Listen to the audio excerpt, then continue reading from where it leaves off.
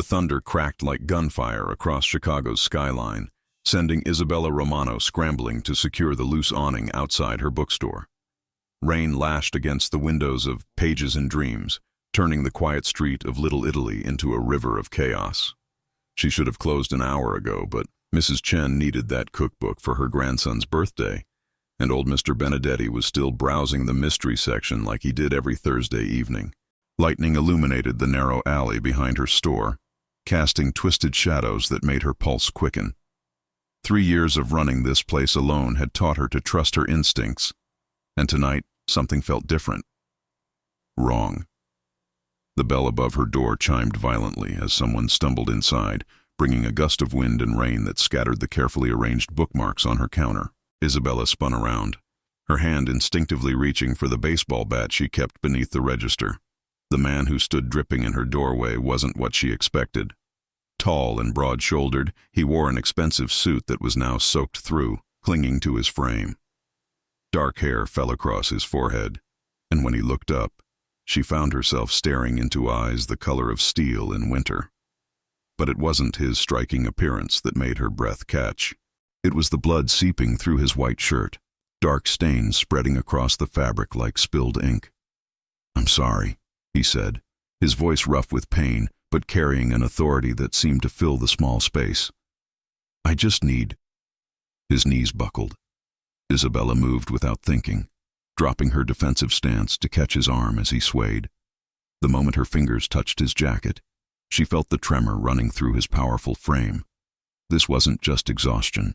This was a man fighting to stay conscious.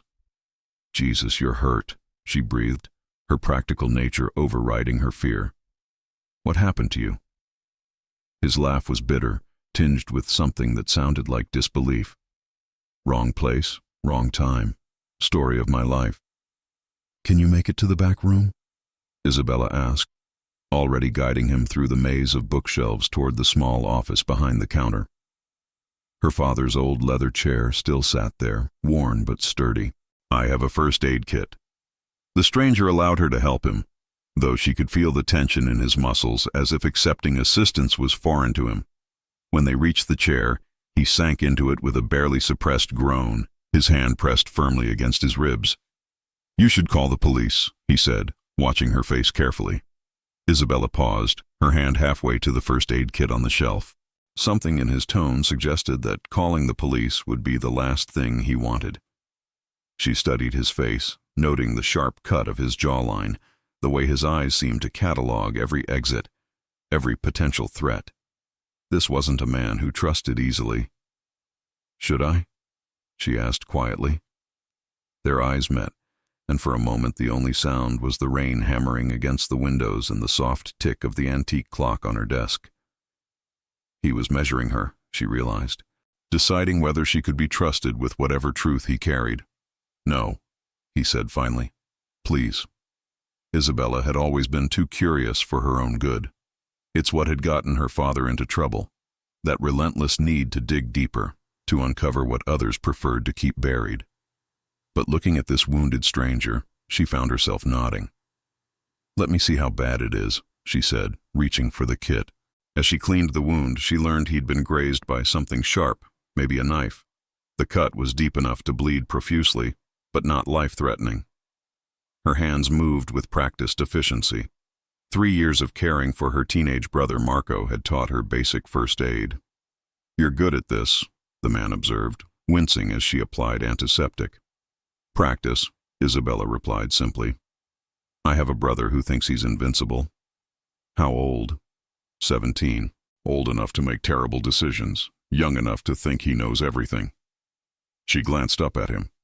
"What's your excuse?"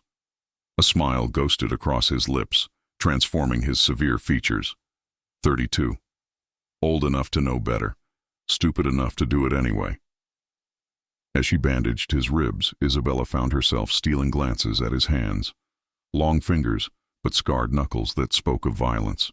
A tattoo peeked out from beneath his sleeve, intricate designs that seemed to tell a story she couldn't read.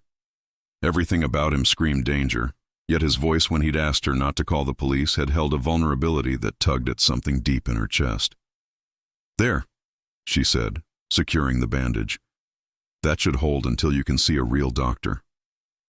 He started to stand, then stopped, his hand moving to his jacket pocket. I need to pay you for this. Don't be ridiculous. Anyone would have. No.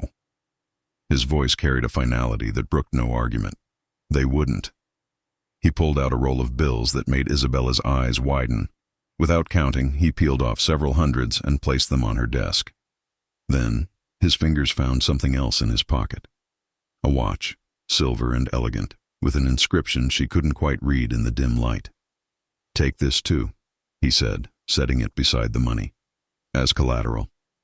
Collateral for what? He was already moving toward the door, his steps more steady now but still careful. For your kindness. I'll be back for it. Wait, Isabella called, but he was already pushing through the door into the storm. She rushed to the window, pressing her face against the rain-streaked glass, but the stranger had vanished into the night as suddenly as he'd appeared. Only the money and the watch remained as proof he'd been there at all. Isabella picked up the timepiece with trembling fingers, turning it over to read the inscription. Her blood went cold. Di Salvatore, honor above all. The Salvatore name was whispered in Little Italy the way people spoke of ghosts or demons. Everyone knew the stories, passed down through generations of Italian families who remembered when the neighborhood belonged to men who settled disputes with bullets instead of lawyers. Isabella sank into her father's chair, the watch heavy in her palm. Judge Anthony Romano had spent his final years fighting men like this, dedicating his life to bringing organized crime to justice. He'd died for it, in a car accident that had never felt quite right to her. And now one of them had bled in her bookstore, had looked at her with eyes that held secrets darker than the storm outside. Thunder rolled overhead as she locked the front door, her hands shaking as she turned the deadbolt. The money sat on her desk like an accusation, more than she made in a month. The watch ticked steadily, counting down to a return she both dreaded and, God help her, anticipated. Because despite everything her rational mind screamed, despite the legacy of her father's crusade against corruption, she found herself wondering about the wounded stranger with winter eyes who had stumbled into her sanctuary. Who was Dante Salvatore, and why couldn't she stop thinking about the way his voice had broken when he'd asked her not to call the police? Outside, the storm raged on, but Isabella knew the real tempest was just beginning. 3 days passed without a word from the mysterious stranger, but the watch on Isabella's nightstand ticked like a countdown to something inevitable. She found herself checking the inscription obsessively, running her thumb over the engraved letters, as if they might reveal their secrets through touch alone. Di Salvatore, honor above. All the irony wasn't lost on her. Honor from a family built on violence and corruption. Isabella had spent those 3 sleepless nights researching everything she could find about the Salvatores. Newspaper clippings from her father's files, old court records, whispered neighborhood gossip transformed into cold facts. The picture that emerged made her stomach churn. The Salvatore family had ruled Chicago's underworld for 3 generations. Dante's grandfather, Enzo, had built the empire during Prohibition. His father, Roberto, had expanded it into construction and waste management. And now, according to the most recent articles, leadership had fallen to the sons after Roberto's death 2 years ago. 2 sons, Dante and his older brother Luca. But the trail went cold there. No recent photos, no current addresses, nothing that told her who the man bleeding in her bookstore really was. The bell above her door chimed, jerking her from her research. Isabella quickly shoved the newspaper clippings beneath the counter, her heart hammering as she looked up. But it wasn't Dante Salvatore standing in her doorway. A woman in her 50s entered, elegant in the way that spoke of old money and careful breeding. Her silver hair was pulled back in a perfect chignon, her designer coat untouched by the morning drizzle. Ms. Romano? The woman's voice carried a slight Italian accent, softened by decades in America. I'm Maria Benedetti. I believe you know my husband, Giuseppe. Isabella relaxed slightly. Mr. Benedetti was one of her most loyal customers, a gentleman who bought mysteries and always paid in exact change. Of course, how can I help you? Maria's eyes swept the bookstore with the practiced assessment of someone accustomed to evaluating territory. Giuseppe speaks very highly of this place. He says it reminds him of the old neighborhood, before. She paused, her expression hardening. Before certain elements changed things. Something in her tone made Isabella's pulse quicken. I'm sorry, I'm not sure I understand. My dear, your father was Judge Romano, yes? At Isabella's nod, Maria continued. He was a good man, a brave man. Giuseppe always said he was one of the few who stood up to the families when others looked the other way.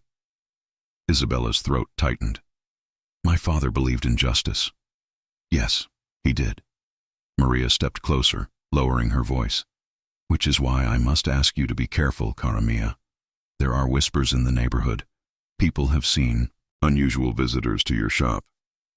Before Isabella could respond, the bell chimed again. This time, her breath caught. Dante Salvatore stood in the doorway, his presence immediately transforming the atmosphere.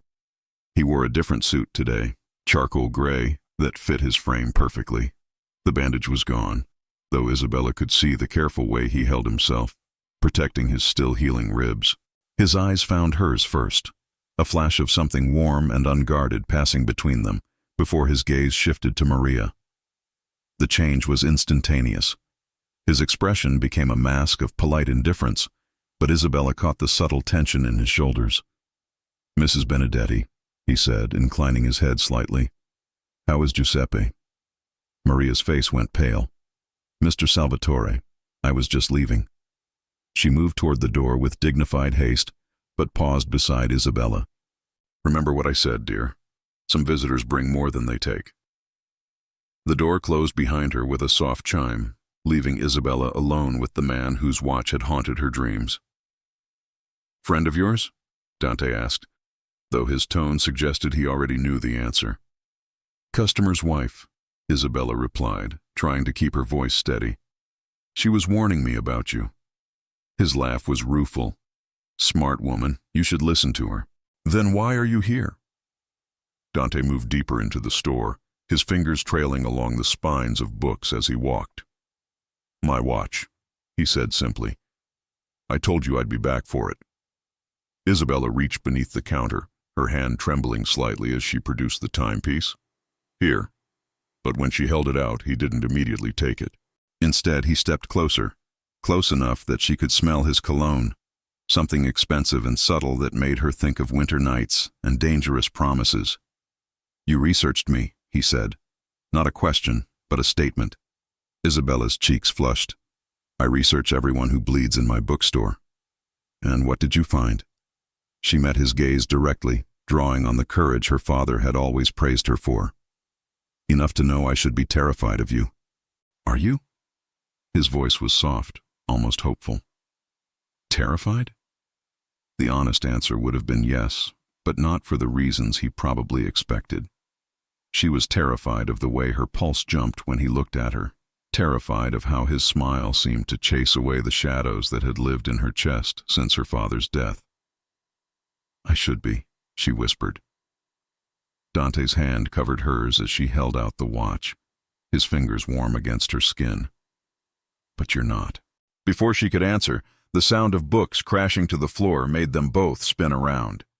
Marco Romano stood among the scattered novels, his 17-year-old face flushed with anger and accusation. What the hell is going on here, Bella? Isabella jerked her hand free from Dante's, her protective instincts flaring. Marco, what are you doing here? You should be in school. Got suspended, Marco said, his eyes never leaving Dante. And I come home to find my sister cozying up to some wise guy in an expensive suit. The air in the small bookstore suddenly felt charged with tension. Dante straightened to his full height, and for the first time since she'd met him, Isabella saw a glimpse of the man the newspapers wrote about. Dangerous, unforgiving, powerful. You're Isabella's brother, Dante said, his voice carefully neutral. And you're Salvatore, Marco shot back, surprising both adults with his recognition. Yeah, I know who you are. The whole neighborhood's talking about how you've been sniffing around here. Marco, Isabella warned, but her brother ignored her. My father died fighting scum like you, Marco continued, his young voice shaking with rage. And now you're here, what, trying to corrupt his daughter too? The words hit their target. Dante's jaw tightened, and something flickered in his eyes that looked almost like pain. He took a step back, creating distance between himself and Isabella. "Your brother's right," he said quietly, his gaze returning to her face. "Your father was a good man. He would have wanted better for you than this." "Don't you dare," Isabella said, her own anger finally sparking. "Don't you dare come in here and make decisions about what my father would have wanted. You didn't know him." "No," Dante agreed, pocketing his watch without looking at it. "But I know what I am. And Mrs. Benedetti was right. Some visitors bring more than they take." He moved toward the door, but Isabella's voice stopped him. "What if I don't care what you bring?" Dante paused, his hand on the door handle. When he looked back, his expression was unreadable. "Then you're more dangerous than I thought." He left without another word, the bell's chime sounding almost mournful in his wake. Marco began picking up the scattered books, his movements aggressive. "Jesus, Bella, what were you thinking? Dad's barely been dead 3 years and you're already what?" Isabella snapped, her nerves frayed to the breaking point. "Forgetting everything he stood for." The accusation hit her like a physical blow. Isabella sank into the chair behind the counter, suddenly exhausted. Marco was right, of course. Her father had dedicated his life to fighting corruption, had died because he refused to look the other way when powerful men broke the law. But Dante Salvatore didn't feel like the monster from the newspaper clippings. When he'd looked at her, really looked at her, she'd seen something she recognized, the same bone-deep weariness she carried, the weight of responsibilities that felt too heavy for one person to bear. "I haven't forgotten anything," she said finally, "but maybe Dad's fight doesn't have to be mine." Marco dropped the books he was holding, staring at her with a mixture of hurt and disbelief. "He was our father, Bella. They killed him. It was a car accident." "Bullshit." Marco's voice cracked. "You know it wasn't an accident, just like Mom's cancer wasn't really cancer. They destroy everything good in this neighborhood, and now one of them is in our bookstore, and you're just going to let him?" Isabella had no answer for the pain in her brother's voice, no way to explain that when Dante had touched her hand, she'd felt something she thought had died with their parents. Hope, maybe. Or just the possibility that not everything in their world was as black and white as her father had believed. That night, long after Marco had gone to bed, Isabella stood at her bedroom window, looking out at the rain-slicked streets of Little Italy. Somewhere out there, Dante Salvatore was living his life in the shadows her father had spent years trying to illuminate. She pressed her palm against the glass, wondering if she was betraying everything she'd been raised to believe, or if sometimes the most dangerous thing you could do was refuse to let someone surprise you. Isabella arrived at her bookstore Monday morning to find her front window shattered into a spider web of cracks held together by rain and spite. Glass crunched under her feet as she pushed through the door, her breath catching at the destruction that greeted her inside. Books lay scattered across the floor like broken birds, their pages torn and trampled. The antique cash register her father had bought at auction lay on its side, coins spilled across the hardwood like silver tears. But it was the message spray-painted across her father's favorite bookshelf that made her knees buckle. "Keep your mouth shut or join your father." "Jesus Christ," she whispered, her hands trembling as she surveyed the damage.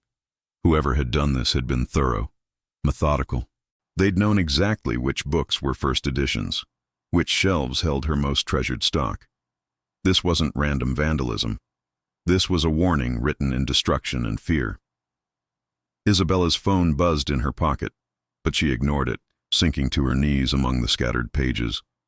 She picked up a copy of To Kill a Mockingbird that her father had given her for her 16th birthday, its spine now cracked beyond repair.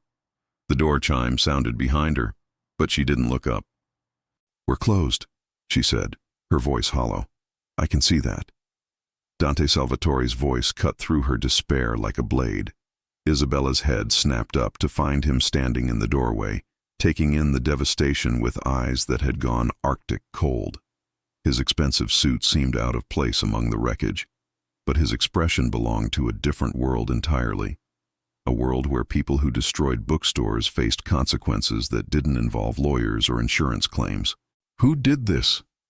His voice carried an authority that made her spine straighten despite everything. I don't know. Isabella pushed herself to her feet, brushing dust from her jeans. I found it like this when I opened. Dante stepped carefully through the debris, his movements predatory as he examined the damage. When his eyes found the spray-painted threat, something shifted in his posture. The air around him seemed to thicken with barely controlled violence. This is about me, he said, his voice flat with certainty. They're sending you a message because of me. Isabella hugged her arms around herself, suddenly cold despite the warm morning. What kind of message? The kind that gets people killed if they don't listen. Dante turned to face her, and she saw something in his expression she hadn't expected. Guilt. I should never have come here. I put you in danger the moment I walked through that door. You were bleeding, Isabella protested. I couldn't just... Yes, you could have. His interruption was sharp but not unkind. Most people would have. Most people do. Before she could respond, the sound of footsteps on broken glass made them both turn. Two men entered through the destroyed doorway, their leather jackets and hard faces marking them as clearly as uniforms. Isabella instinctively stepped closer to Dante, who moved smoothly between her and the newcomers. Boss, the taller of the two men said, nodding respectfully to Dante. We got word about the trouble. How fast can you get a cleanup crew here, Tommy? Dante asked without taking his eyes off Isabella. Hour, maybe two. But boss, this looks like Torino work. The signature's all over it. Isabella saw Dante's jaw clench at the name. Vince?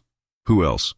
Word is he's been sniffing around the neighborhood, asking questions about your activities.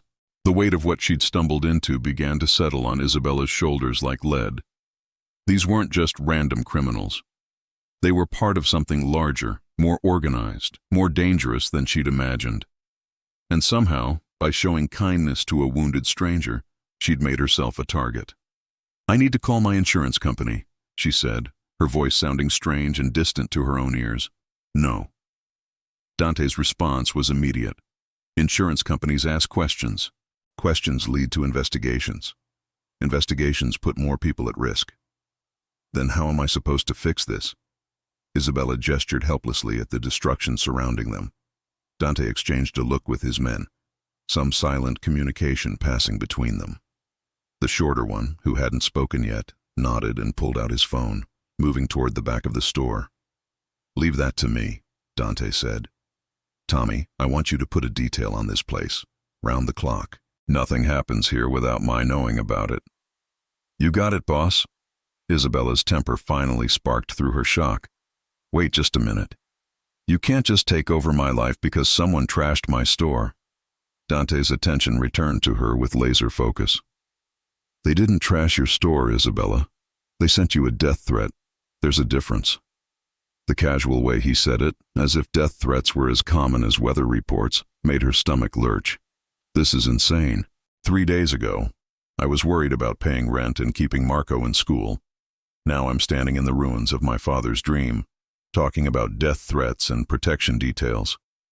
3 days ago, you chose to help a stranger instead of calling the police, Dante countered. Actions have consequences in my world. I'm not in your world. Yes, you are. His voice was gentle but implacable. The moment you opened that door, you stepped into it. The only question now is whether you survive it. Isabella sank into the one chair that remained upright, overwhelmed by the scope of what she'd unleashed. What do they want from me? Dante knelt beside her chair, bringing himself to her eye level. This close, she could see the flecks of blue in his gray eyes, could smell that expensive cologne that had haunted her dreams. They want you to be afraid, he said softly. They want you to close this place, sell it to one of their front companies for pennies on the dollar, and disappear. Your father's bookstore becomes another money laundering operation, and the neighborhood loses another piece of its soul.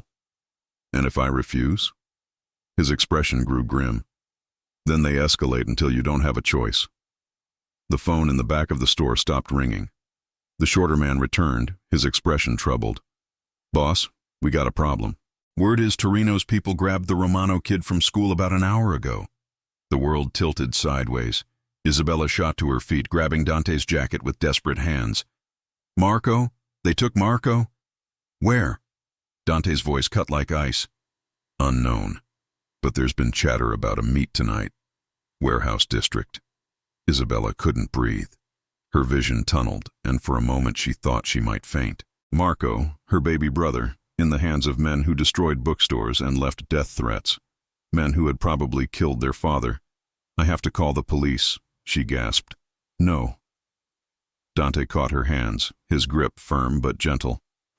Police involvement gets your brother killed. These people don't negotiate with badges.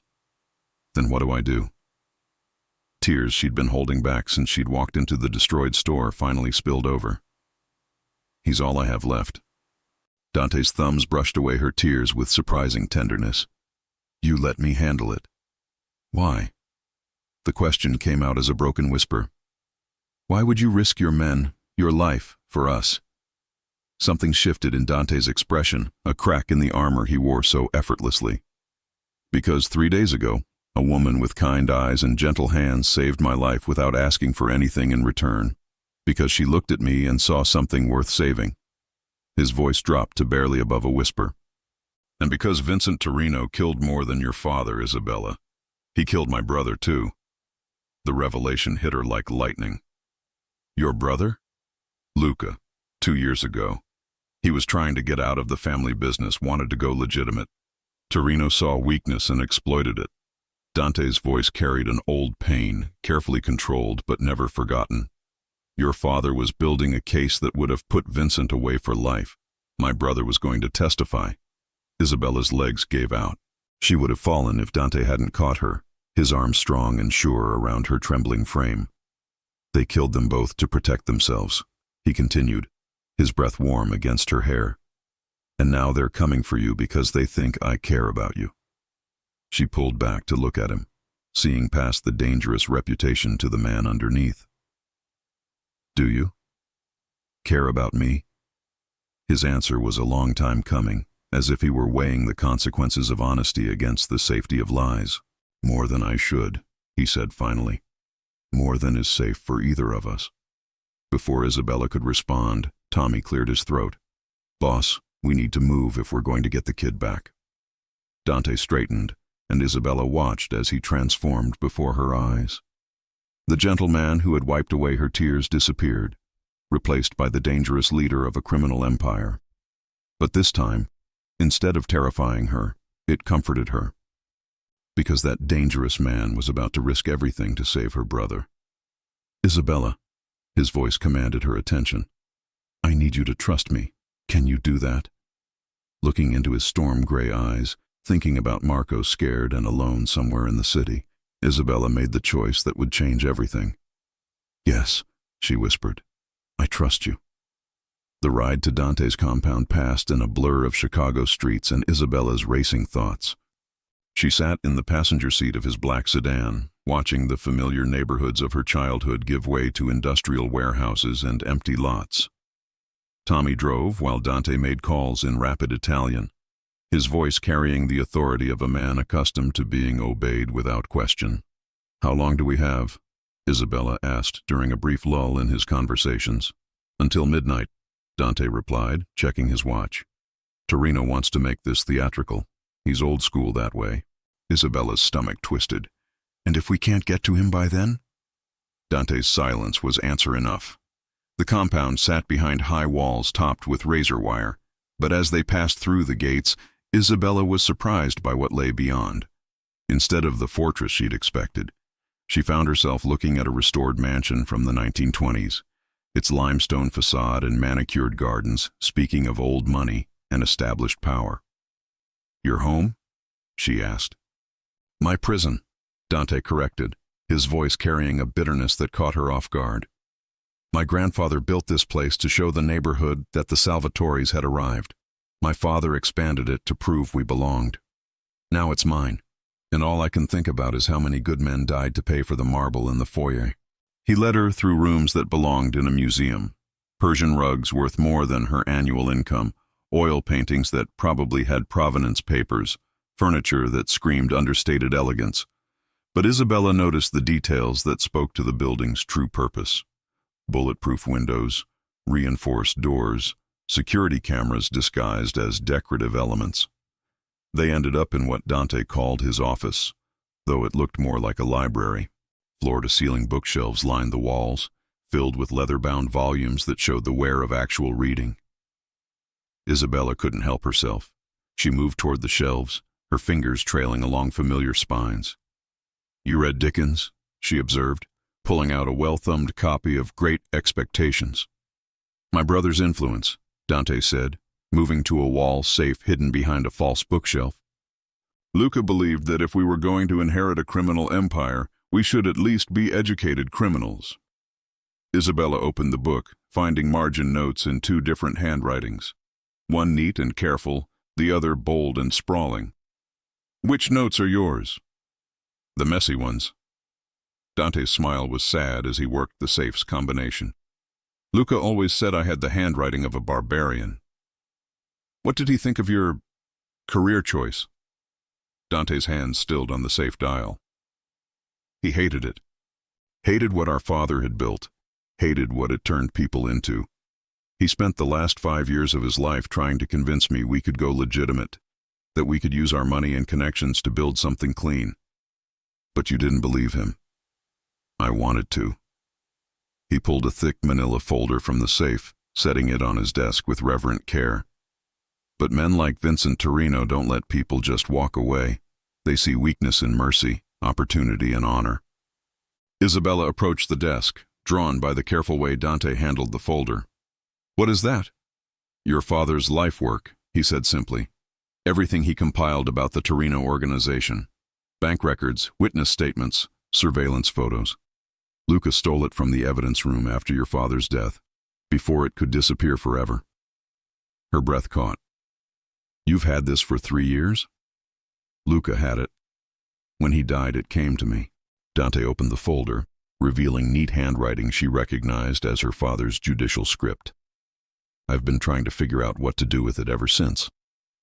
Isabella sank into the chair across from his desk, staring at pages of her father's meticulous documentation.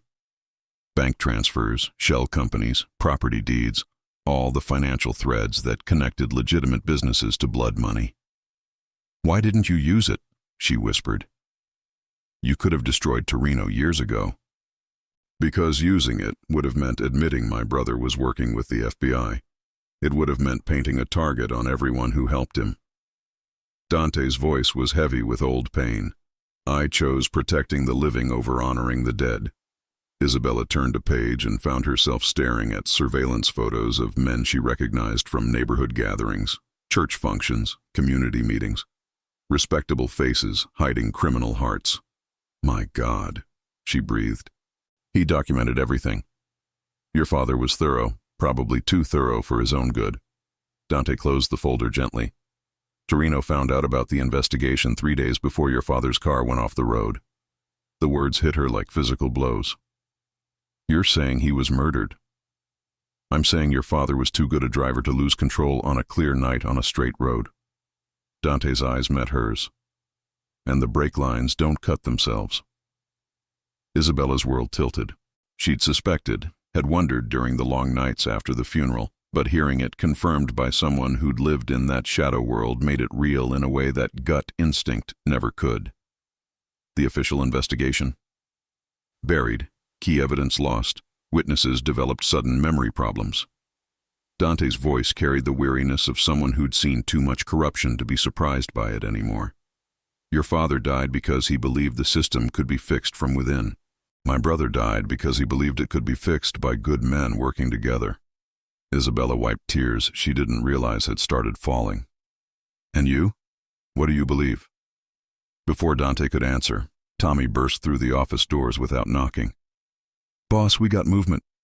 Torino's people are heading to the old Pier 47 warehouse. They've got the kid." Dante was on his feet instantly, the grieving brother replaced by the decisive leader. "How many?" "At least a dozen, maybe more. They're not trying to hide it. Because they want us to come," Dante said grimly. He turned to Isabella, his expression softening slightly. "I need you to stay here. My men will keep you safe while we— No. Isabella stood, surprising herself with the firmness in her voice. Marco is my brother, my responsibility. This isn't a negotiation, Isabella. Where we're going, people die. Good people, bad people. It doesn't matter once the shooting starts. Then don't let it start. She moved around the desk, placing herself directly in front of him. You said Torino killed our family members to protect his secrets.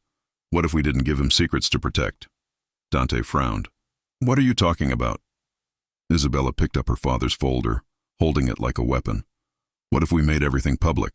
Every bank record, every shell company, every dirty transaction my father documented. If it's all out in the open, there's no reason to kill anyone to keep it quiet. The FBI tried that approach with my brother. It got him killed. Because he was trying to work within the system, Isabella countered, her mind racing. But what if we went around it entirely? What if we gave this to every news outlet in Chicago simultaneously? Make it impossible to bury? Tommy looked between them like he was watching a tennis match he didn't understand. Boss, we need to move. The meet's in 2 hours. Dante studied Isabella's face, and she could see him weighing options, calculating risks. Even if your plan worked, even if we brought down Torino's entire operation, your brother would still be dead. Vincent doesn't leave loose ends. Then we give him something more valuable than revenge. Isabella's voice gained strength as the plan took shape in her mind. We give him a way out.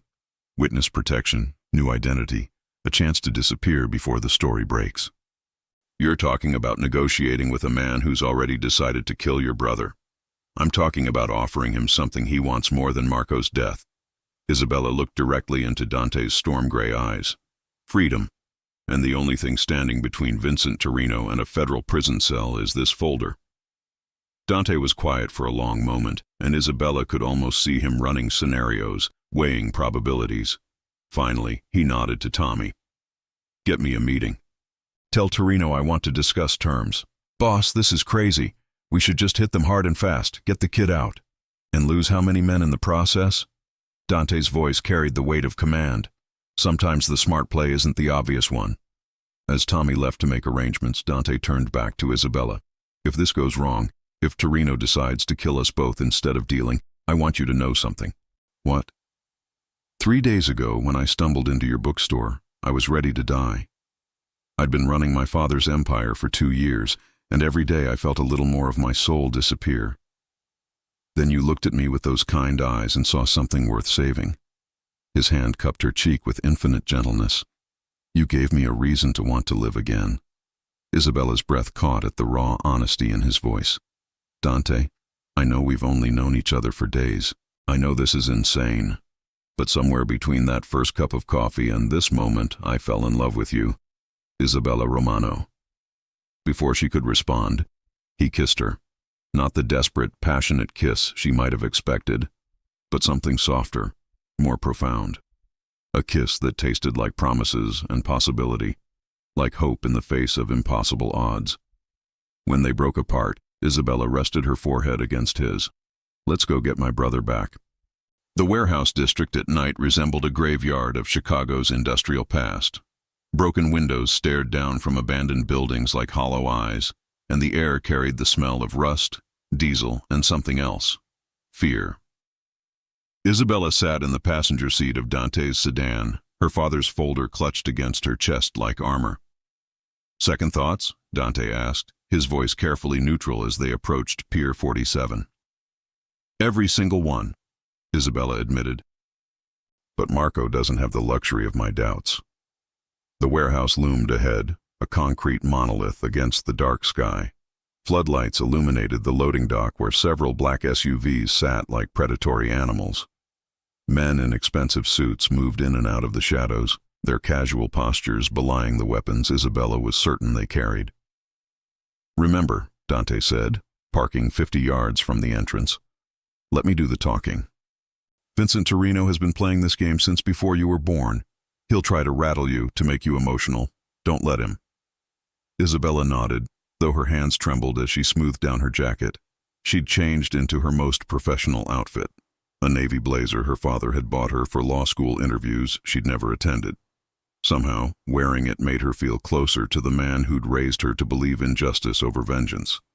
Tommy and 3 other men flanked them as they walked toward the warehouse entrance. The Torino soldiers tensed as they approached, hands drifting toward concealed weapons, but no one drew. Yet, the inside of the warehouse had been transformed into a makeshift conference room. A folding table sat in the center of the vast space, surrounded by metal chairs that looked like they'd been stolen from a church basement. Portable lights cast harsh shadows, creating pockets of darkness where armed men waited. Vincent Torino sat at the far end of the table like a king holding court. Isabella's first thought was that he looked nothing like she'd expected. Where the newspaper photos had shown a broad-shouldered man with cold eyes, the reality was more subtle and somehow more frightening. Torino was elegant in the way of old-world aristocracy, his silver hair perfectly styled, his suit immaculate despite the industrial setting. But his eyes, when they settled on Isabella, held the kind of calculating intelligence that had built empires on other people's graves. "Miss Romano," he said, rising from his chair with old-fashioned courtesy, "you look remarkably like your father. He was a handsome man, Judge Romano. Principled, too, sometimes fatally so." The casual reference to her father's murder made Isabella's vision blur with rage, but Dante's steadying hand on her arm kept her grounded.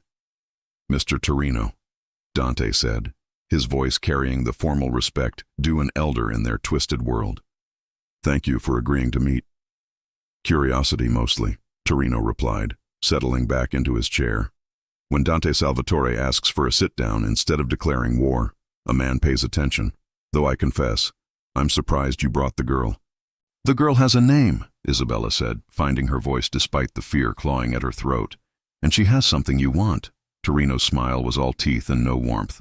"Oh, I doubt that very much. What could a bookstore owner possibly have that interests me?"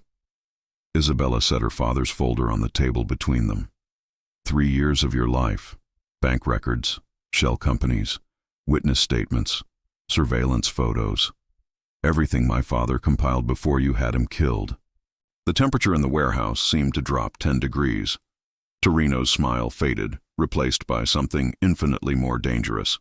"Careful, little girl. Accusations like that have consequences." "So does evidence," Isabella shot back, "especially when it's photocopied and sitting in safe deposit boxes at 6 different banks, with instructions to release everything to the press if anything happens to me or my family." It was a bluff, but delivered with enough conviction that she saw uncertainty flicker in Torino's eyes. "Where's my brother?" she demanded.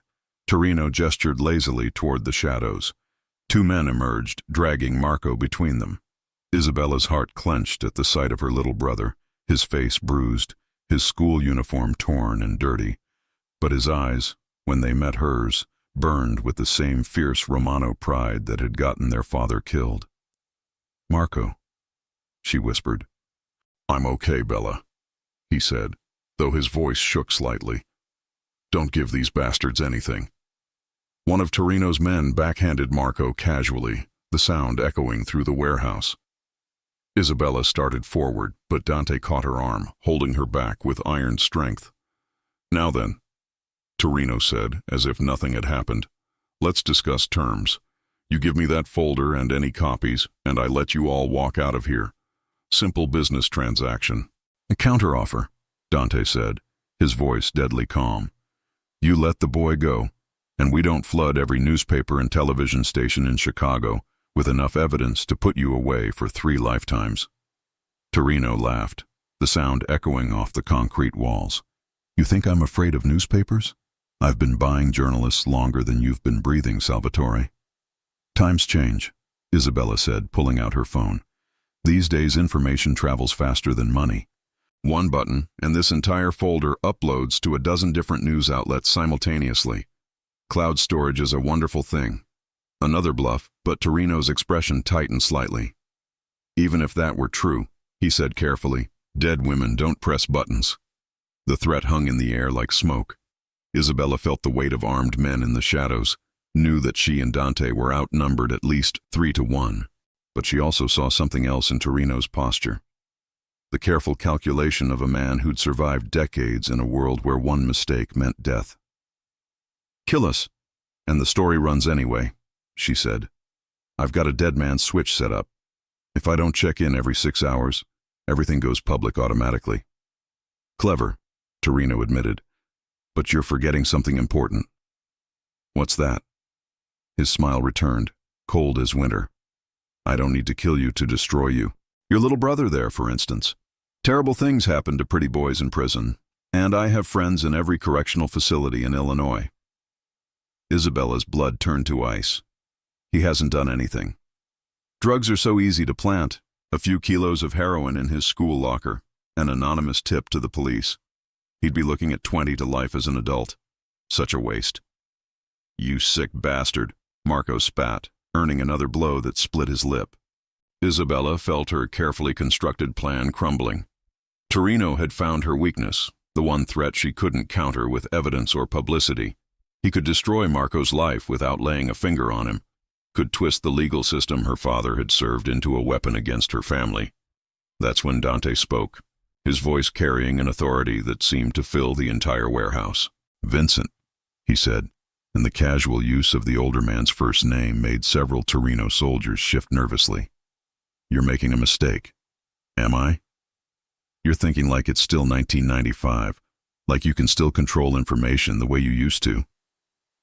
Dante leaned forward slightly, his posture relaxed but his eyes burning with intelligence. "But the world's changed. These days the story isn't just the evidence. It's the cover-up. It's the corruption. It's the old guard trying to bury the truth." Torino frowned. "Your point?" "My point is that if anything happens to Isabella, to her brother, to anyone connected to this folder, you don't just face a corruption scandal. You face a martyrdom narrative. The brave judge's daughter, murdered while exposing the truth. The innocent teenager, destroyed by the system meant to protect him."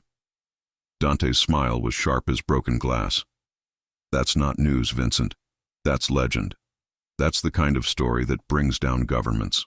Isabella watched Torino's face as Dante's words sank in. The older man was seeing the bigger picture now, understanding that in the age of social media and viral outrage, sometimes the cover-up was more dangerous than the crime. "Besides," Dante continued conversationally, "you're assuming I came here to negotiate." The words sent a chill through the warehouse. Isabella saw Torino's men tense, saw her own life hanging in the balance of whatever game Dante was playing. "Then why did you come?" Torino asked, his voice carefully controlled. Dante's smile widened, and for the first time since she'd met him, Isabella saw the true predator beneath the sophisticated exterior. "To tell you that you have exactly 1 hour to disappear before every federal agency in the country comes down on your organization like the wrath of God." He checked his watch casually. 58 minutes now."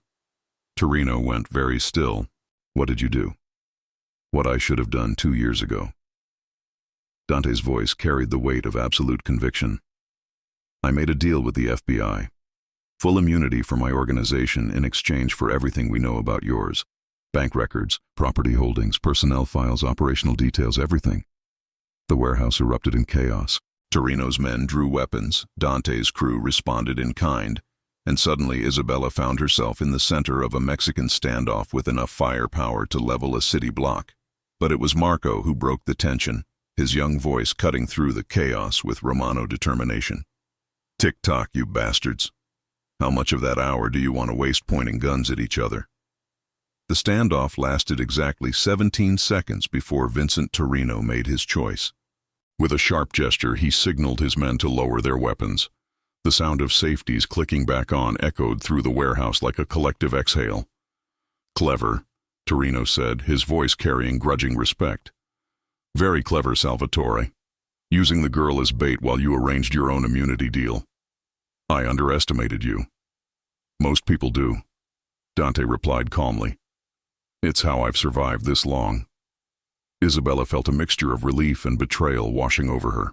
Relief that the immediate threat had passed, that Marco might actually walk out of this alive. But betrayal because Dante had orchestrated this entire confrontation without telling her, had used her father's evidence and her desperation as cover for his own agenda. Torino stood slowly, straightening his jacket with the dignity of a man who'd lost but wouldn't beg. How long do I have? The federal task force raids your properties at dawn, Dante said. If you're smart, you'll be on a plane to somewhere without extradition treaties long before then. And my organization? We'll survive. Most of your people are small fish. They'll flip, serve minimal time, and be back on the streets in a few years. Dante's expression hardened. But you, Vincent, you're finished. The best you can hope for is a comfortable exile. Isabella watched this exchange with growing unease. Something was wrong with the picture, though she couldn't quite identify what. Torino was taking the news of his destruction too calmly, almost as if he'd expected it. "Release the boy," Torino ordered, and his men immediately let go of Marco, who stumbled toward Isabella on unsteady legs. She caught him, holding him close, breathing in the familiar scent of his cheap cologne and teenage defiance. "You okay?" she whispered. "Been better," Marco muttered against her shoulder. "But I'm alive, which is more than I expected an hour ago." "Touching," Torino said dryly. "A real hallmark moment. But before I make my dramatic exit, there's something you should know, Miss Romano." Isabella looked up from her brother's battered face. "What?" "Your boyfriend here didn't just make a deal with the FBI. He made a deal with me, too." The words hit Isabella like ice water. She felt Marco tense against her, felt the careful equilibrium of the warehouse shift once again. "What are you talking about?" she demanded. Torino's smile was all malice and satisfaction. "Ask him about Chicago PD Detective Sarah Chen. Ask him about the surveillance footage from your father's accident. Ask him why the FBI suddenly developed such an interest in my organization after 3 years of looking the other way." Isabella turned to Dante, searching his face for denial, for confusion, for anything that would make Torino's words a lie. Instead, she found guilt written in every line of his expression. "Dante," she whispered, "what is he talking about?" Before he could answer, Tommy stepped forward, his face grim. "Boss, we got company. Federal vehicles, maybe 6 blocks out and closing fast." The warehouse erupted into controlled chaos. Torino's men began filing toward the exits with the practiced efficiency of career criminals who'd rehearsed this moment. But Isabella barely noticed the exodus. Her entire world had narrowed to Dante's face and the truth she could see swimming in his storm-gray eyes. "Tell me," she said, her voice barely above a whisper. Dante's hands clenched at his sides. "Isabella, I can explain. Tell me." The shout came from somewhere deep in her chest, carrying 3 years of grief and betrayal, and the terrible suspicion that she'd been played by yet another man who claimed to care about her. "6 months ago, Detective Chen approached me with footage from a traffic camera near your father's accident," Dante said, the words coming out in a rush. "Clear video of Torino's people tampering with your father's car. She offered me a deal. Help the FBI build a case against Vincent, and they'd grant my organization immunity for past crimes." Isabella felt the world tilting beneath her feet. 6 months ago. You've known about this for 6 months? Yes. And you never thought to tell me, to tell Marco. We had a right to know that there was proof our father was murdered.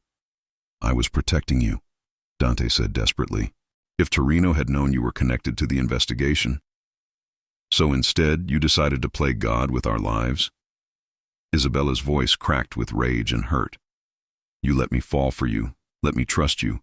Let me believe that you cared about me for who I was, when all along I was just another piece on your chessboard. No, that's not. Dante stepped toward her, but Isabella backed away, pulling Marco with her.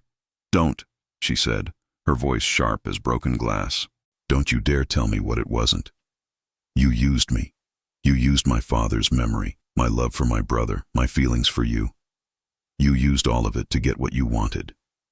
What I wanted was justice for your father, Dante said, his own voice rising. What I wanted was to see the man who killed him pay for what he did. What you wanted was immunity from prosecution, Isabella shot back. Everything else was just convenient packaging. The sound of approaching sirens was getting louder, adding urgency to their confrontation. Tommy appeared at Dante's elbow. Boss, we need to go, now. But Isabella wasn't finished.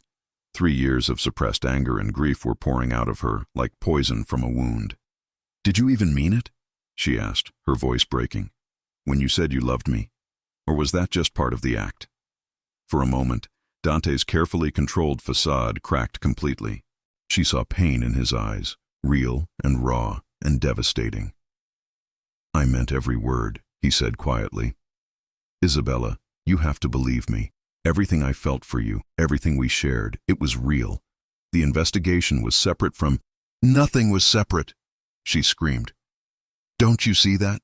There was no separation between the case and us, between your deal and my feelings, between your manipulation and my heart. It was all connected, all planned, all calculated." She was crying now, tears of rage and betrayal streaming down her face. Marco's arm tightened around her shoulders, her little brother trying to protect her from a pain he was too young to fully understand. "Bella," Dante said, and his voice carried such longing, such desperate regret, that it almost broke through her anger. "Please, let me explain." "Explain what?" "How you decided I was useful. How you weighed my value as an asset against whatever feelings you might have developed. How you chose your own survival over honesty." The sirens were almost on top of them now. Federal agents would be swarming the building any minute, and Isabella knew that once they arrived, this conversation would be over. But she wasn't ready to let it end, wasn't ready to let him walk away with comfortable lies about noble intentions. "I trusted you," she said, her voice barely audible over the approaching chaos. "I gave you my heart, and you used it as leverage in a game I didn't even know I was playing." Dante took another step toward her, his hand extended as if he could somehow bridge the chasm that had opened between them. "Isabella, I swear to you, on my brother's grave, that what happened between us was never part of any plan. When I walked into your bookstore that night, I wasn't looking for the judge's daughter. I was looking for shelter from the storm. You gave me that, and so much more. But you never told me the truth. Because I was afraid of losing you," he admitted. "Because I knew that if you learned I'd been investigating your father's death without telling you, you'd look at me exactly the way you're looking at me now." Isabella wiped her eyes with the back of her hand, trying to compose herself as the warehouse doors burst open and federal agents flooded in like an avenging tide. In the chaos of shouted commands and flashing badges, she found herself looking into Dante's eyes one last time. "You were right to be afraid," she said softly, "because this is exactly how I'm going to remember you. As the man who saved my brother's life and broke my heart in the same night." Before he could respond, the agents had separated them, professional hands guiding Isabella and Marco toward safety, while others surrounded Dante with the careful respect due an asset who'd delivered a crime boss on a silver platter. As she was led from the warehouse, Isabella looked back once to see Dante standing alone in the center of the chaos, his expression desolate. Their eyes met across the distance, and she saw him mouth 3 words that cut through her anger like a blade. "I'm sorry, Isabella." But sorry wasn't enough to rebuild trust once it had been shattered. Sorry couldn't undo the choices he'd made or the lies he'd told by omission. Sorry couldn't change the fact that the man she'd fallen in love with had built their entire relationship on a foundation of calculated deception. Outside in the cool Chicago night, Isabella held Marco close and tried to figure out how she was supposed to feel grateful for justice while mourning the death of love. 2 weeks had passed since the warehouse confrontation, and Isabella Romano had discovered that justice served cold tasted like ash in her mouth. Vincent Torino was gone, vanished into whatever hole men like him crawled into when their empires crumbled. His organization lay in ruins, key lieutenants either dead or in federal custody, their assets frozen, their power structure dismantled.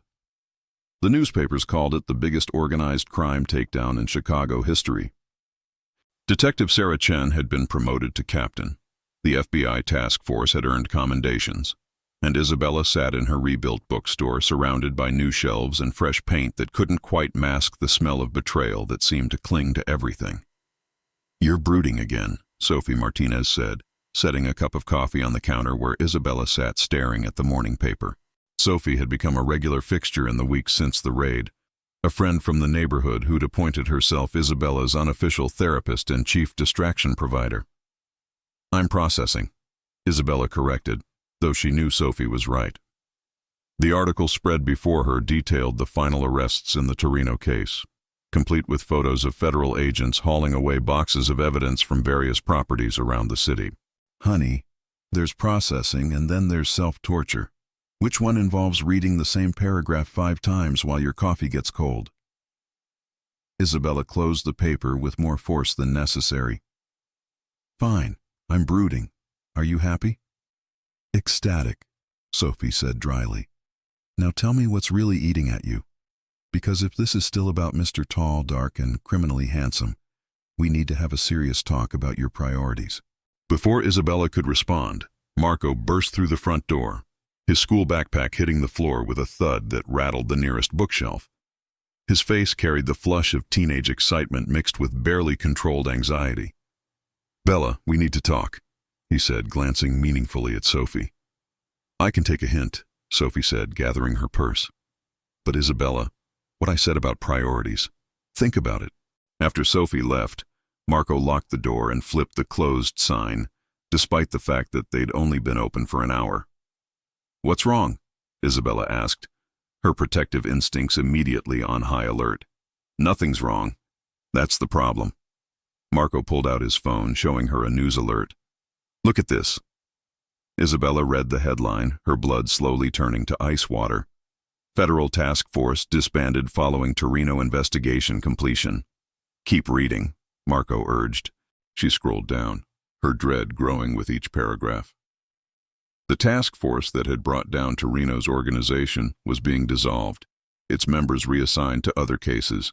The evidence collected during the investigation would be archived pending any future court proceedings. I don't understand, Isabella said, though a sick certainty was already forming in her stomach. What does this mean? It means they got what they wanted, Marco said, his 17-year-old voice carrying a cynicism that broke Isabella's heart. Torino's gone, his organization's destroyed, and now they're packing up and moving on to the next case. But that's good, right? Justice was served. The man who killed our father is finished. Marco's laugh was bitter. Is he? Because according to this article, Vincent Torino hasn't actually been arrested.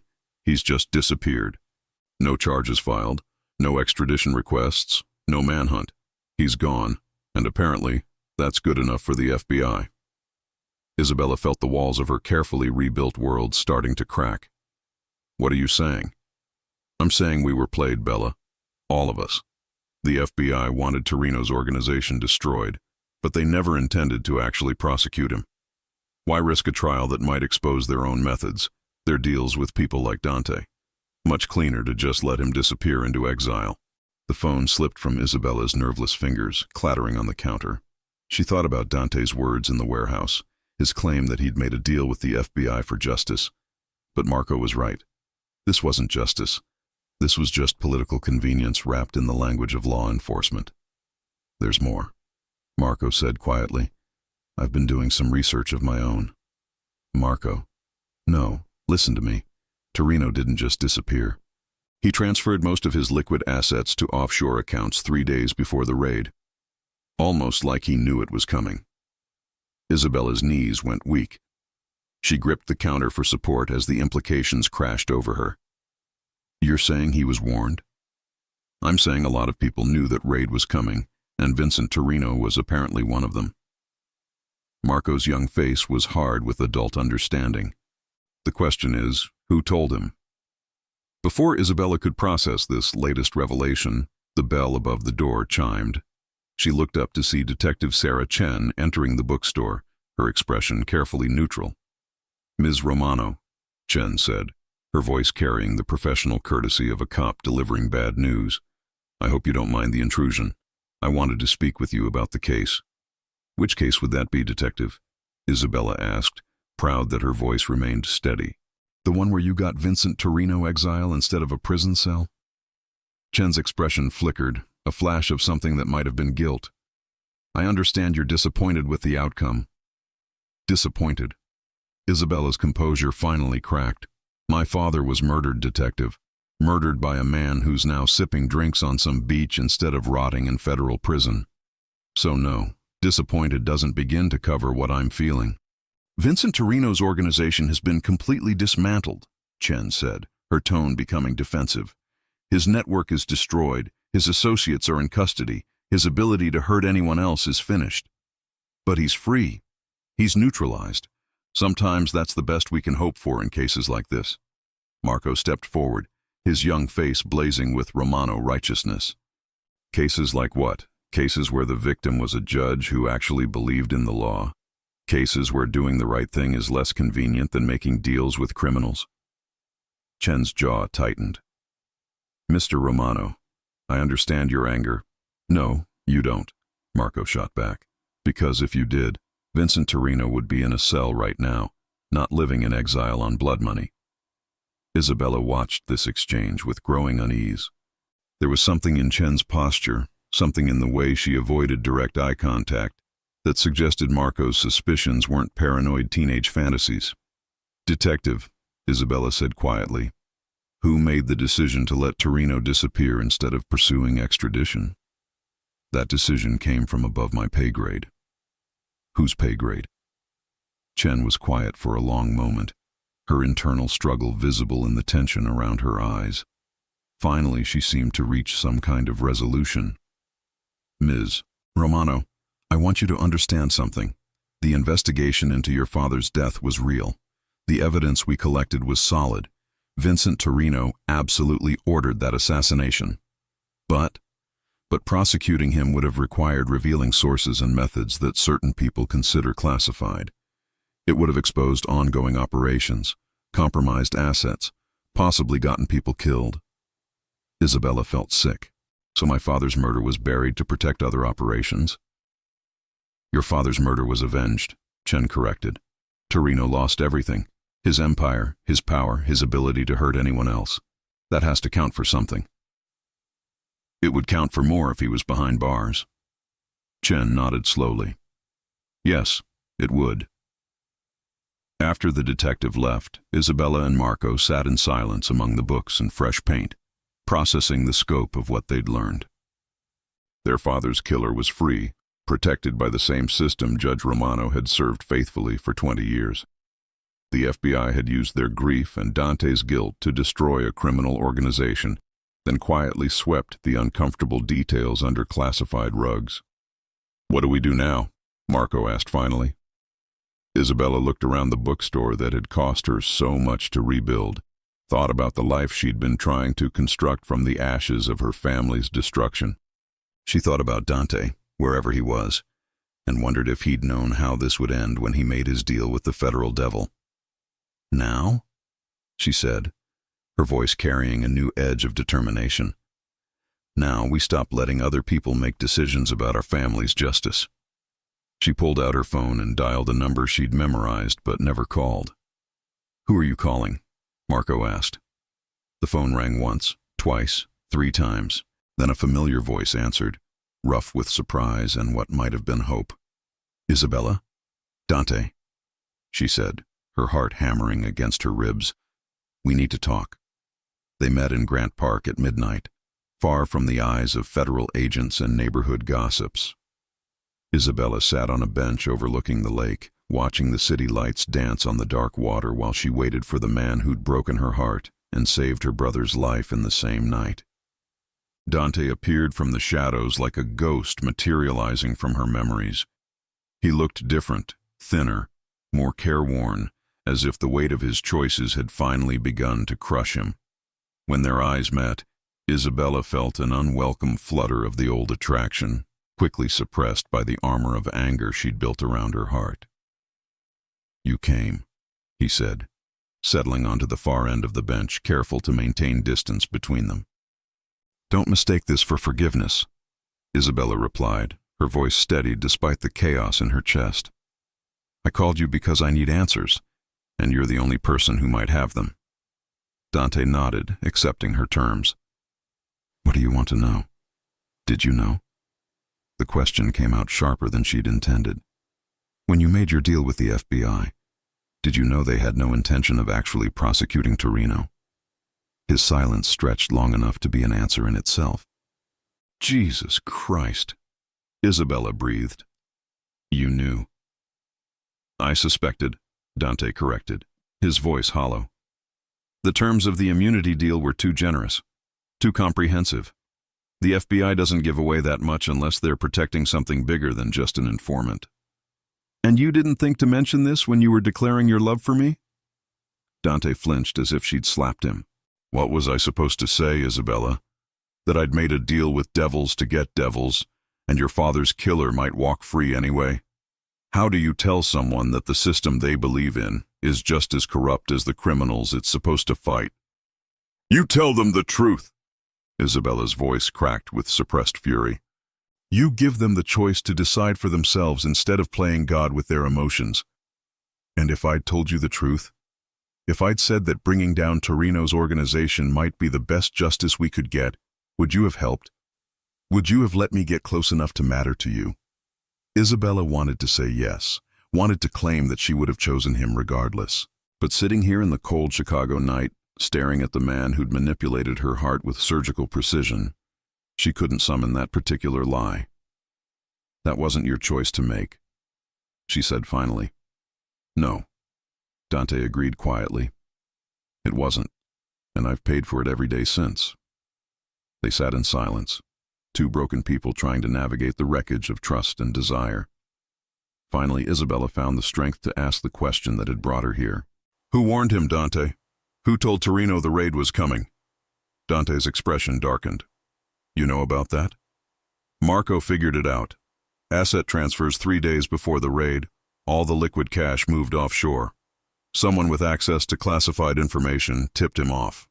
I've been trying to figure that out myself, Dante admitted. The list of people who knew the timing was small. FBI task force members, a few Justice Department officials, maybe some local law enforcement liaisons. Detective Chen? Possible, but unlikely. She's career law enforcement, straight arrow. She really believed in the case. Isabella pulled her coat tighter against the lake breeze, thinking, what about your people? Anyone in your organization who might have been playing both sides? Dante's jaw tightened. That occurred to me. But everyone who knew about my FBI cooperation is either dead or locked up with the rest of Torino's people. Everyone? Everyone except... Dante stopped, his expression shifting as a terrible realization dawned. Tommy. Your lieutenant. He knew about the deal. He helped arrange the meetings, handled the logistics. Dante was on his feet now, pacing with predatory energy. But Tommy's been with my family for 15 years. He served my father before me. Which means he knew both organizations intimately, Isabella pointed out. Their procedures, their weaknesses, their personnel. It also means he had access to Torino's people through old connections. Dante's voice carried the cold fury of a man discovering betrayal from within his own ranks. Son of a bitch, he played us all. Where is he now? Good question. Dante pulled out his phone, speed dialing a number. Marco, it's Dante. I need you to check on Tommy Benedetti's current location. He paused, listening. What do you mean he's not answering? Since when? Another pause. Find him. Now. Isabella watched this transformation with a mixture of fascination and dread.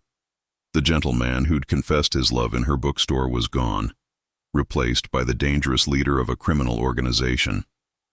And despite everything he'd done to her, despite the lies and manipulation, she found herself grateful that this deadly version of Dante Salvatore was on her side.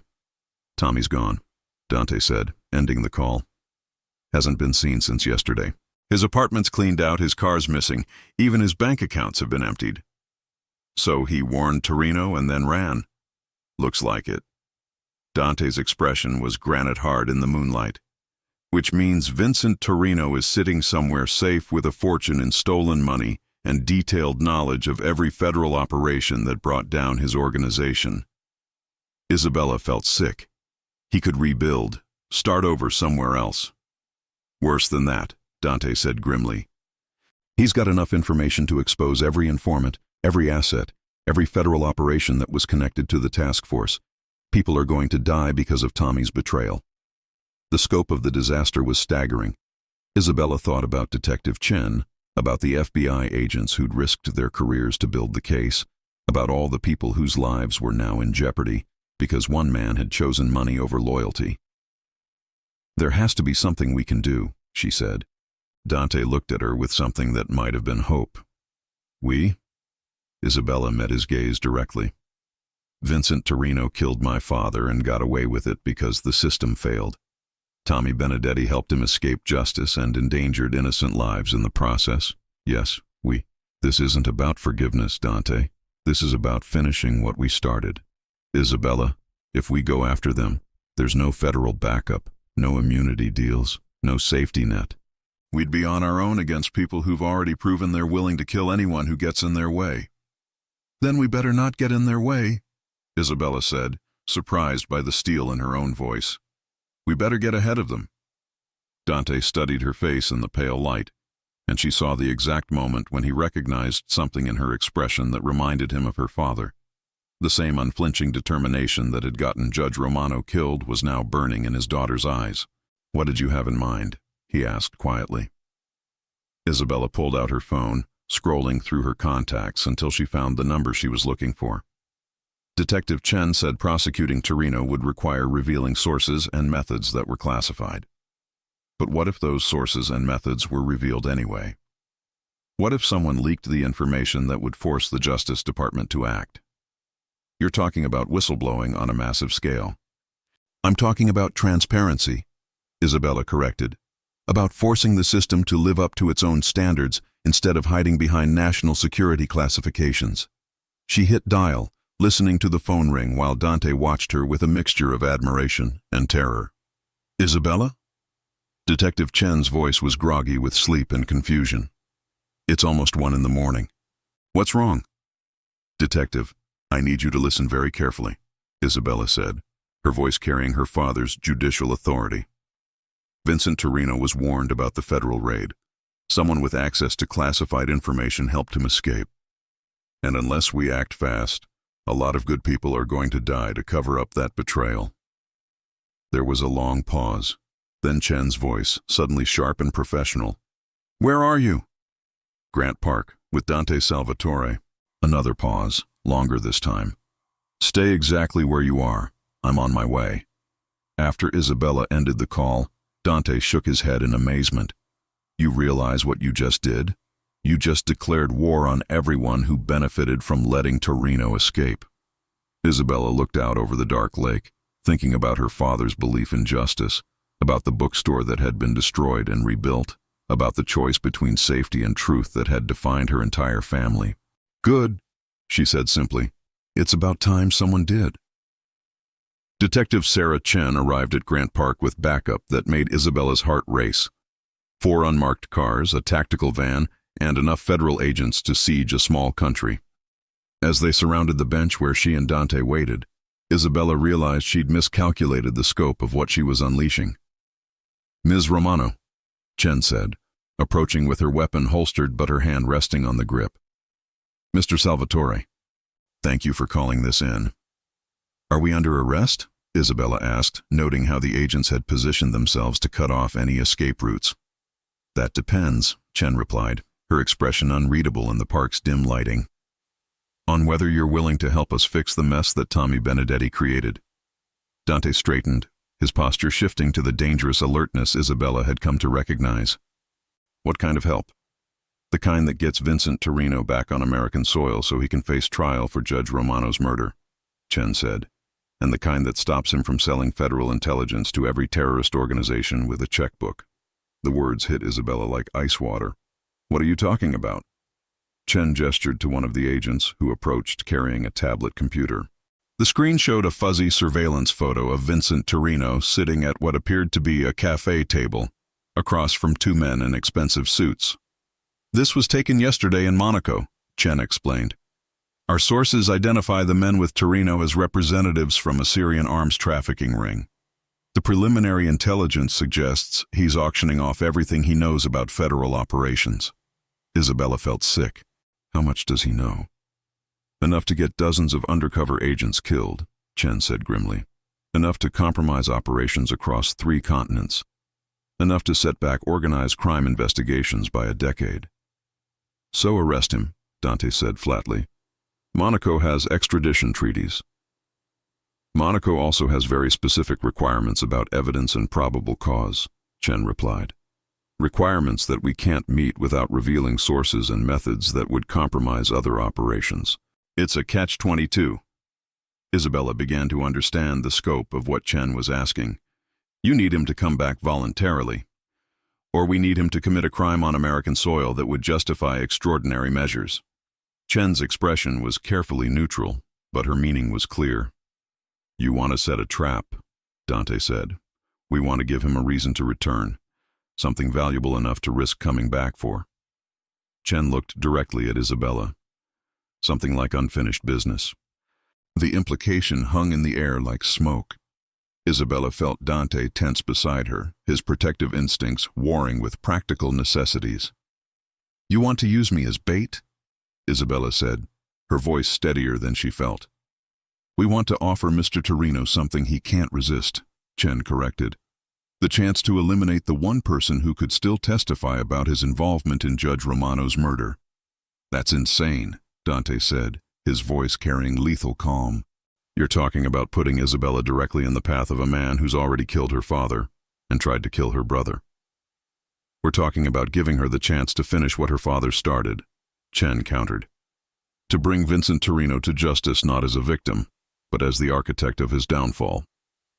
Isabella looked between them, these two people who claimed to want to protect her while simultaneously asking her to walk into mortal danger. But buried beneath her fear, she felt something else stirring. The same burning need for justice that had driven her father to keep digging even when powerful people warned him to stop. How would it work? She asked. Isabella, no, Dante said immediately. Whatever they're planning, it's too dangerous. Let her hear it, Chen said. Then she can make her own choice. The detective activated the tablet, showing Isabella a series of documents and photographs. We leak information suggesting you've come into possession of additional evidence about your father's murder, something that directly connects Torino to the assassination. Financial records, maybe, or communications between Torino and the actual killers. Evidence that doesn't exist, Isabella pointed out. Evidence that Torino doesn't know doesn't exist, Chen corrected. He's been out of the country, cut off from his usual intelligence sources.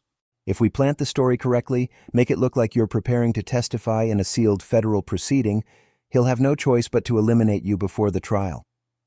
And when he comes for me? We'll be ready, Chen promised. Full surveillance, tactical support, multiple layers of protection. You'll never be in real danger. Dante laughed, the sound harsh and disbelieving. You'll never be in real danger? Detective, with all due respect, you people couldn't protect a federal courthouse from one old man with a grudge. What makes you think you can protect Isabella from Vincent Torino? Because this time we'll know he's coming, Chen said. This time, we control the battlefield. Isabella stared at the surveillance photo of Torino, remembering the elegant man who'd sat across from her in the warehouse, casual in his cruelty, comfortable in his power. The man who'd killed her father and walked away free while good people died to cover up his escape. What happens if we don't do this? She asked. Chen's expression darkened. Best case scenario? Torino sells enough intelligence to get a few dozen federal agents killed, then disappears forever into some non-extradition country. Worst case? The information he's selling ends up in the hands of people who use it to plan attacks on American soil. And my father's murder? Goes unpunished. Forever. The words hit Isabella like physical blows. She thought about Judge Anthony Romano, about his belief in justice, about the files he'd kept hidden in the bookstore basement, evidence of crimes that powerful people wanted to bury. He died because he refused to look the other way when evil wore expensive suits and hid behind legitimate businesses. I'll do it, she said quietly. Isabella, Dante started. I'll do it, she repeated, her voice gaining strength. But I have conditions. Chen nodded. Name them. First, my brother stays completely out of this. He goes into protective custody until it's over. Somewhere Torino can't possibly reach him. Agreed. Second, Mr. Salvatore here provides additional security. Your people watch from a distance, but he's my immediate protection. Dante's eyes widened. Isabella, I can't ask you to trust me with your life. Not after everything. You're not asking. Isabella interrupted. I'm telling. You want a chance to prove that your feelings for me were real? This is it. Chen looked between them, clearly uncomfortable with the personal dynamics at play. Ms. Romano, I'm not sure involving a civilian, especially one with Mr. Salvatore's background, is wise. Then find another way to catch Torino, Isabella said simply. Because those are my terms. Take them or leave them. There was a long silence while Chen consulted quietly with her fellow agents. Finally, she returned to the bench. We'll make it work, she said. But Mr. Salvatore, you'll be operating under federal supervision. Any deviation from the plan, any action that puts Ms. Romano at additional risk, and we pull you out immediately. Dante nodded grimly. Understood. As the federal agents began packing up their equipment, preparing for what would undoubtedly be the most complex operation any of them had ever attempted, Isabella found herself alone with Dante for a moment. Why? He asked quietly. Why trust me to protect you after everything I've done? Isabella looked out over the dark lake, thinking about trust and betrayal, about love and justice, about the choice between safety and truth that seemed to define her entire family. Because, she said finally, if I'm going to die trying to finish my father's work, I want to die knowing that the man I love was willing to die trying to save me. Dante's breath caught. Isabella, I still love you, she said, her voice barely above a whisper. I hate that I love you. Hate that you manipulated me. Hate that I can't seem to stop caring about you despite everything. But that's the truth. And if we're walking into hell together, we might as well be honest about it. Before he could respond, Chen's voice cut through the night air. People, we need to move. We've got 72 hours to set this trap before Torino's intelligence auction goes live. After that, stopping him becomes someone else's problem.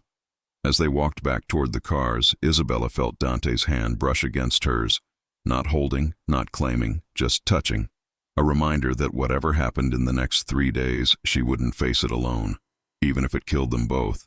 The trap was set with the precision of a Swiss watch and the delicacy of a house of cards. For 72 hours, Isabella Romano became the most protected civilian in Chicago, surrounded by layers of federal surveillance so sophisticated that she couldn't buy coffee without 3 different agencies knowing about it. The bait was elegant in its simplicity.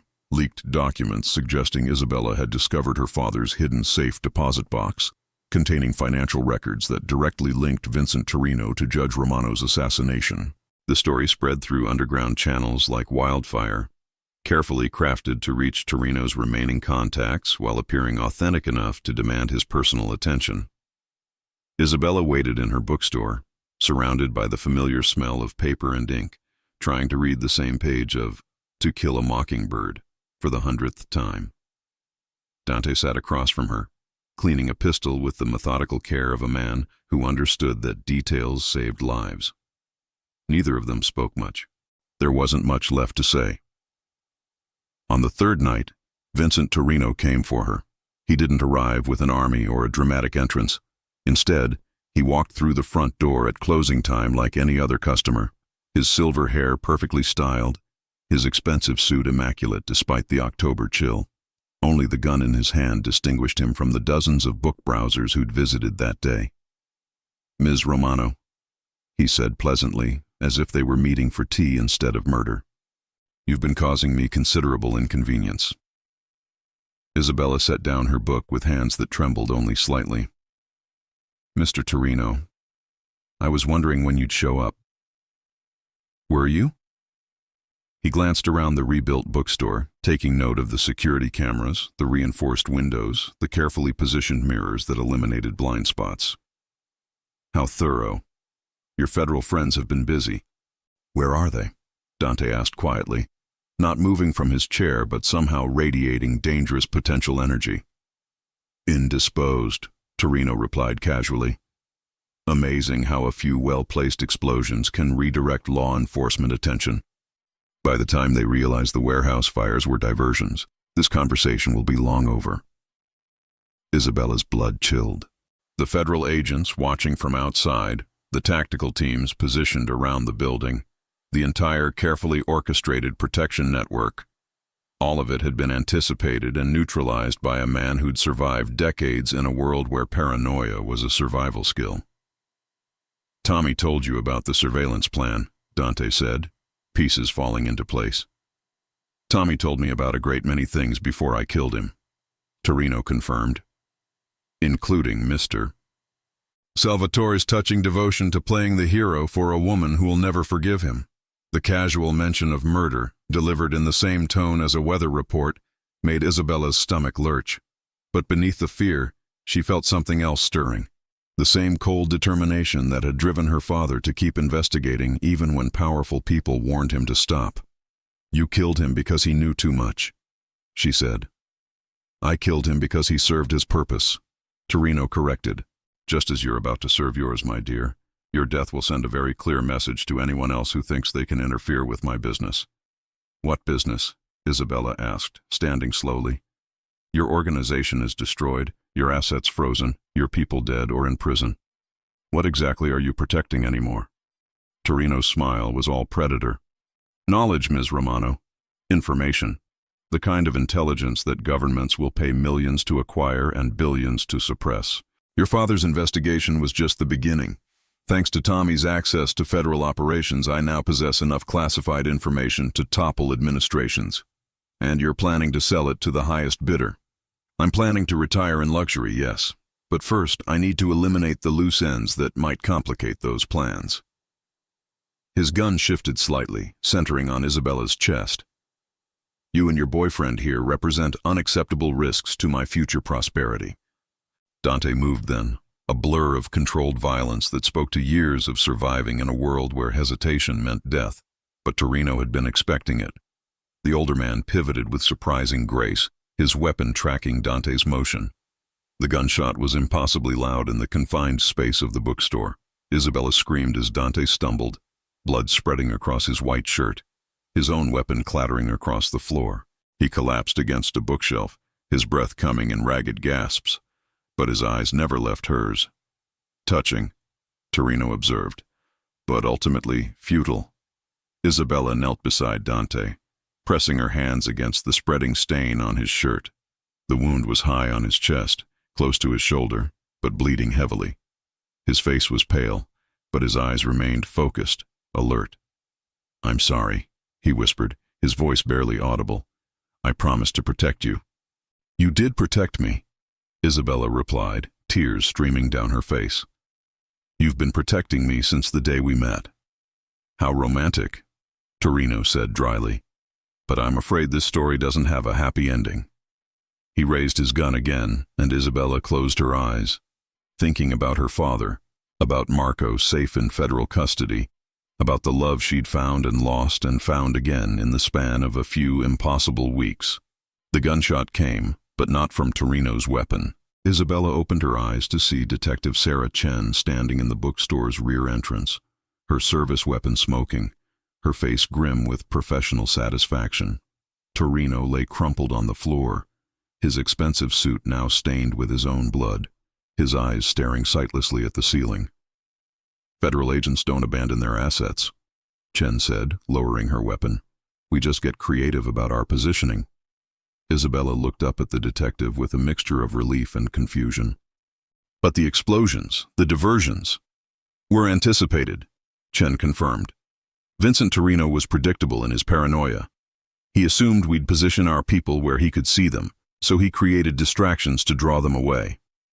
What he didn't expect was that we'd already moved our primary protection inside the building." "You were here the whole time?" "In the basement, listening to every word through the surveillance equipment your father installed when he was conducting his investigation." Chen holstered her weapon and knelt beside Dante, checking his pulse and examining his wound. "He'll live, but he needs a hospital." As paramedics flooded into the bookstore, as federal agents secured the scene and collected evidence, Isabella found herself holding Dante's hand while he was loaded onto a gurney. "Isabella," he said, his voice stronger now despite the blood loss. "Save your strength," she replied.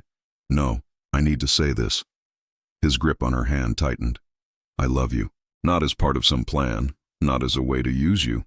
I love you because you see light in places where other people only see darkness. Because you chose justice over safety, truth over comfort. Because you're everything good I thought I'd lost the right to want. Isabella leaned down, pressing a soft kiss to his forehead. Then get better, you idiot. Because I love you too, and I'm tired of almost losing you. 6 months later, Isabella Romano Salvatore stood in the same bookstore, but everything was different. The space had been expanded, incorporating the adjacent building to create a community center that housed not just books, but after-school programs, legal aid clinics, and support groups for families affected by violence. Dante, his arm still weak from the shoulder wound but his smile as devastating as ever, approached carrying 2 cups of coffee and a newspaper. "Good news," he said, setting the coffee beside her. "The last of Torino's associates was sentenced this morning. 25 years, no possibility of parole." Isabella accepted the coffee gratefully, inhaling the familiar aroma that still reminded her of late nights and impossible choices. And the intelligence he was trying to sell? Recovered and classified. According to Detective Chen, it prevented at least 3 major security breaches and saved an estimated 40 lives. Isabella nodded, satisfied. Justice had been served, not perfectly, but thoroughly. Vincent Torino was dead, his organization dismantled, his secrets turned against the very criminals who might have bought them. "Any word from Marco?" Dante asked, settling into the chair beside her. "He called this morning. Dean's List again. And he's thinking about law school." Isabella smiled, thinking about her brother, safe at Northwestern University, pursuing the kind of education their father had always dreamed of. "Apparently our family has a talent for fighting corruption. Who knew?" "Your father knew," Dante said softly. "He raised you both to believe that justice was worth any sacrifice." Isabella looked around the community center, at the children reading in the corner, at the woman getting legal advice about her abusive husband, at the former gang members attending their weekly support group meeting. This was her father's real legacy, not just the bookstore, but the belief that ordinary people could make extraordinary differences when they chose courage over comfort. "No regrets?" Dante asked, following her gaze. Isabella considered the question. She thought about the quiet life she might have had, the simple pleasures of selling books and avoiding complications. She thought about the fear, the danger, the heartbreak that had brought her to this moment. Then she looked at Dante, at the man who'd risked everything to protect her, who'd chosen love over loyalty to his criminal heritage, who'd transformed his family's empire into legitimate businesses that employed hundreds of former criminals looking for second chances. "No regrets," she said firmly. "Just gratitude that I was brave enough to open the door when a stranger knocked." Dante smiled, that slow, devastating expression that had captured her heart in a moment of kindness and never let go. "Ready for the next chapter?" he asked, gesturing toward the children's reading circle forming in the corner. "Always," Isabella replied, leaning over to kiss him as the afternoon sun streamed through the windows of the bookstore that had become their sanctuary. "For the rest of our lives." Outside, Chicago bustled with life, unaware that 2 people had found forever in the space between fear and hope, between justice and mercy, between the darkness that threatened to consume everything and the light that refused to be extinguished. If you enjoy stories like this, take a moment to subscribe to the channel. That's how I'll know you truly liked it. Even if you're watching on your TV, grab a second to join this family of fans who love emotional and heartfelt stories. Your support means everything, and it helps us bring you even more tales like this one.